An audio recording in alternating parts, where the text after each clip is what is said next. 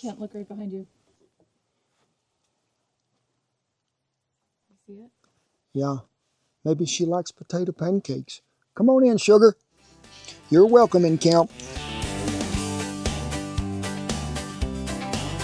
Folks, we're fixing to give you the perfect breakfast, potatoes crunching every bite.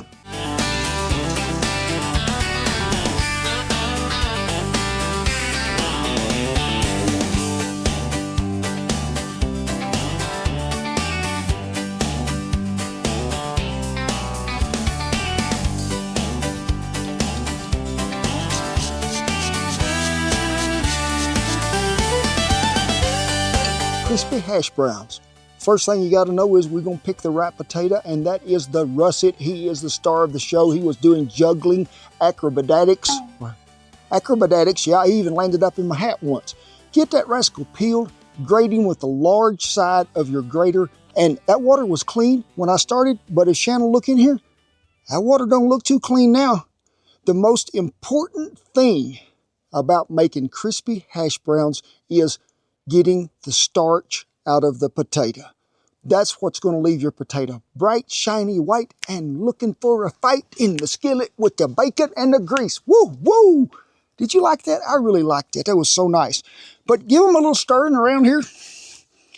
Make sure that they get separated, because if they get hung up together there, that's just starch that's hiding in there, wanting to destroy your effort to make the best hash brown ever.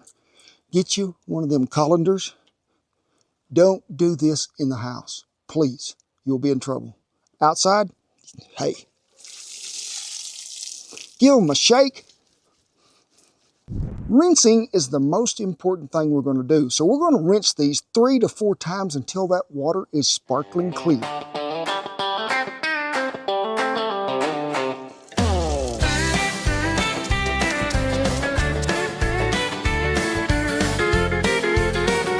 See how that water cleared right up after 4 rinsings? Don't ever quit till that water is clear. That's very important, but also this is too, and that is drying them potatoes.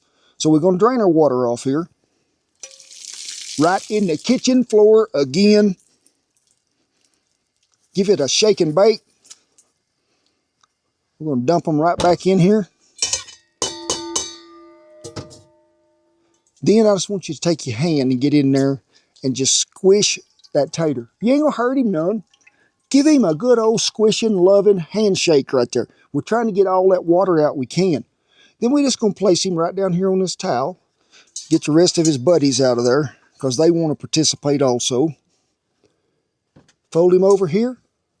Fold him over one more time. You can't do this on a paper towel, because a lot of times a paper towel won't get all that moisture. It'll just sit there and get wet, and then you ain't got nothing else. Give it a good mash. Now we're going to unfold it.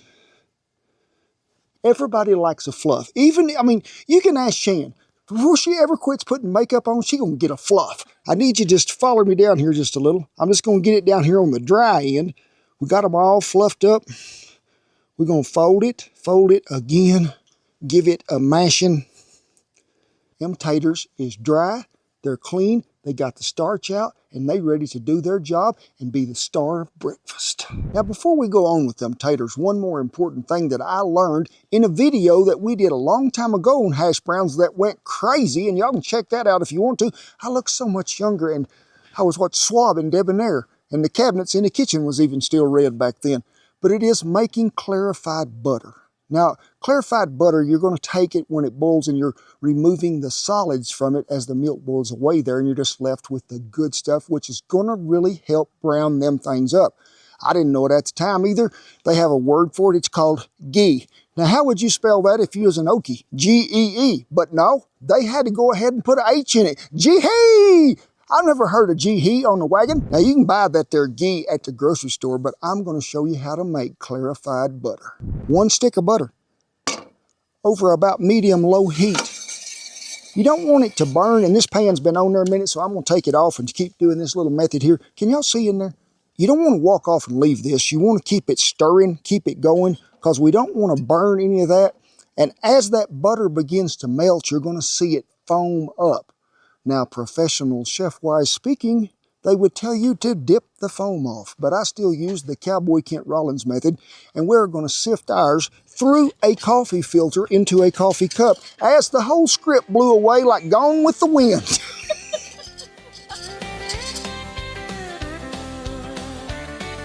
All right, so you see where that white foam is coming to the top? I'm gonna go with the rule that I've always used, and that is a coffee filter and a coffee cup.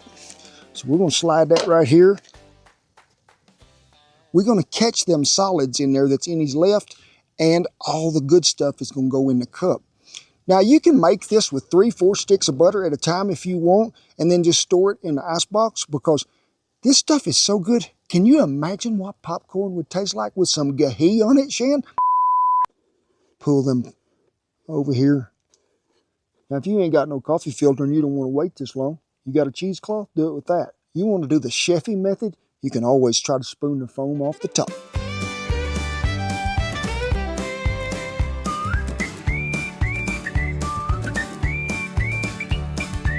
Ghee is made, taters is ready. Next most important thing you got to have, a good well-seasoned cast iron skillet. I think it's going to really do the job. And then we're going to add about 2 to 3 tablespoons of our butter, which was about that much, and I needed that much. And when you first begin to see it bubble there, and we may be a little hot, make sure you're on pretty well, I'd say medium to medium low. I've divided them in half. We're going to see if I can get half of one in here. Right in the middle it goes. Give it a little mashing. You don't want to mash it as flat as a pancake. Most important thing here too, lid. Look at your watch. We're going to go about 4.5 minutes. We'll keep an eye on it. Somebody start the timer. Alexa, start the timer. I love to do that because all y'all's goes off while we're cooking. So I'm just going to keep an eye on it. Try to keep this about half level. The reason you put the lid on there is the steaming effect is going to make sure that the taters are done on the inside. What you doing? I'm trying to keep an eye on my taters and not sneak up on them. I know there's so many folks out there wanting to take that lid off and look at them, but you don't do it. Not till I tell you to do it. Don't do it. As you're cooking along there and you get around here, I'd say we're about 3.5, nearly 4 minutes now. You can see the edges there have really begun to brown up. So we're real close to taking that lid off and doing a flip-a-flip.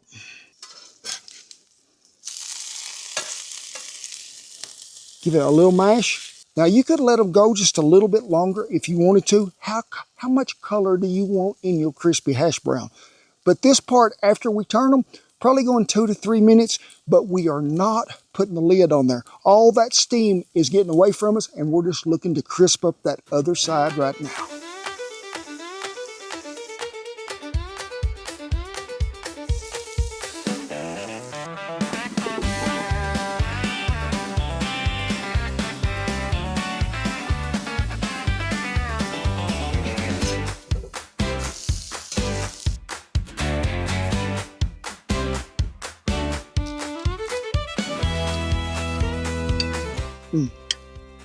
I do love a hash brown, and I do love a crunch. Now, when you get through cooking them, and don't overcrowd your skillet, I like to just do one at a time, but you can do 2 if they make them pretty small. And don't put them on a paper towel to drain them. Put them on a wire rack, season them right when they come out, and I would prefer you use our original seasoning. It is dynamite. I forgot to dance. It was the bestest thing ever. I done it all night. Yes, ma'am. I love a hash brown and a drink of water. Now, if you don't like the way that turned out when you first flip it that one time and you think, oh, I wish it was a little browner, slip under there real easy, sneak up on it and flip it back over. Let it brown just a minute or 2 more. Now, if it crumbles up just a little, ain't gonna hurt nothing, because when you cut into it with that fork, you're gonna crumble it up and get the crunchy goodness. Southern and old-time recipes are always the best. And coming up, potato pancakes.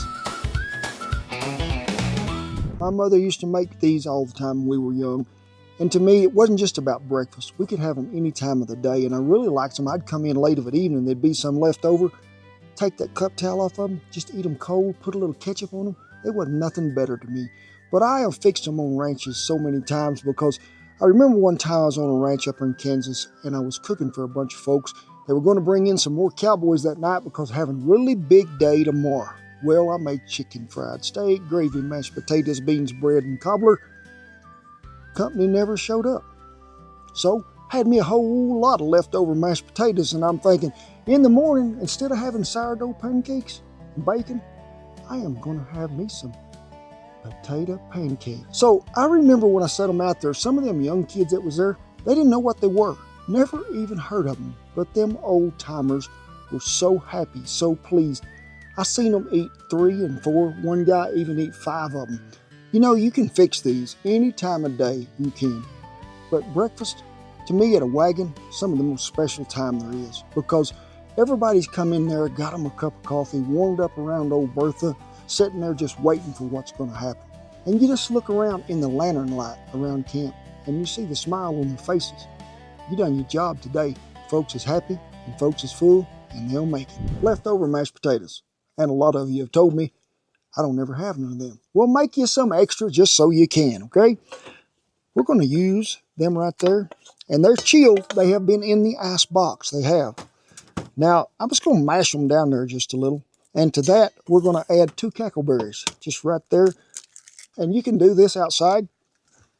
You can do it in the kitchen if your wife don't care, but I'd be careful if I was you. Now, we're not going to whisk them eggs in there, but I do just want them mashed up a little to where they'll incorporate a little better here in a minute. So just get them stirred up in them potatoes. My mother just used to use, boy, that's a lot of hard words right there, I'll tell you for sure. Now, when my mother would make these at home, it would just be eggs, potatoes, flour, salt, and pepper. Now, on ranches, I have always changed it up some, and I'm going to add what? I like to use pepper jack cheese, green onion, and you got to have bacon. We'll mix all that up really well. We can't be just frying that. I mean, I don't think it'll work. So, to get that right, we're going to add flour. Now, usually a 1/2 to 3/4 of a cup. I like to start on the light side because we can always thicken it up. And if we have to thin it, we'll have to go rope a cow out there and get us a little milk. So we'll just keep working these because when we get it to that consistent we want, it's going to stay on that spoon to where when we dollop them in there, everything's going to be good.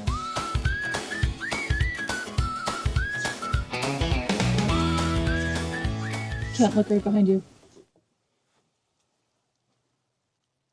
You see it? Yeah, maybe she likes potato pancakes. Come on in, sugar. You're welcome in camp. What are we looking for? Well, I just really want it to stay up there on that spoon pretty good because we still got to put some flour on a board out here and make these into pancakes. So let me move this to the side. I'm going to form these into some patties and then I'm going to fry them in some bacon grease.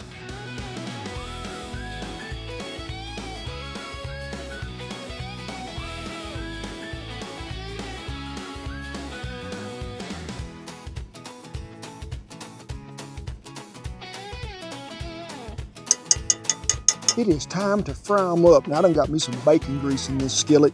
And you want to make sure you let them sit and chill for about 10 minutes in the icebox before you start this process. It's 38 degrees out here today, so we're in pretty good shape. So I'm just going to slip right there under them with this spatula, lay them in here. Ooh, there is a sizzle right there. Don't crowd the boat too much. And if you need to, when you're frying along, if you have to add some more bacon grease for the second batch, don't worry about it, just put it in there. It is the best thing ever.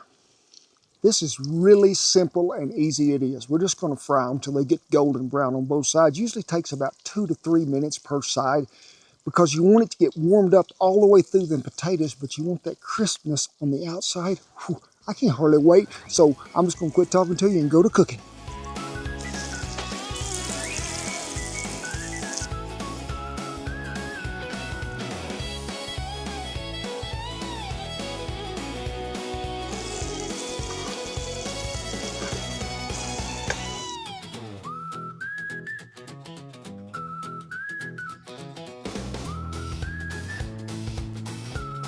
Y'all try them all. Tell me which one is y'all's favorite. Me, I'm going to start with this one because this is an old classic I hadn't had in years and years. Oh. Thank you, Mama, so much for fixing me these when I was little. These are so good. You get that crispness of the outside, but then you get the bacon. You get that green chili. You can't have none that's got onion in it, but guess what? I do have some hash browns left. There you go. And there's a little one. If y'all see the camera fall, I want Shan to let them know there's a lot of things going on under that camera tripod. Hey, we hope y'all enjoyed because the pups really did. And we thank you for tuning in. But hey, I got some big news for you too. Not only do we have our regular Wednesday videos that come out at 2:30 Central, but also we're starting a podcast. Yep, you heard me right. Folks been wanting one for a long time. Me and Shannon get to sit and visit and just talk about old ranch stories, behind the scenes, things that we've been through, and things that we can help you with. Be sure and check it out. Be on Apple, be on Spotify, your favorite podcast channel, whatever you got. And also on YouTube. And also on YouTube, yes. Now it is with great pride and honor that I tip my hat to all our servicemen and women and all the veterans that have kept that old flag a flying over camp no matter where we be. I commend you all. Y'all come on in here. You old viewers know what's fitting to happen. You new bunch of folks just come along. I was always taught when you get ready to leave somebody you love, you give them a hug. God bless you each and every one, and I'll see you down the best way to fix taters for breakfast tray. Need a schnauzer belly. Are you cold? Yeah, I'm cold.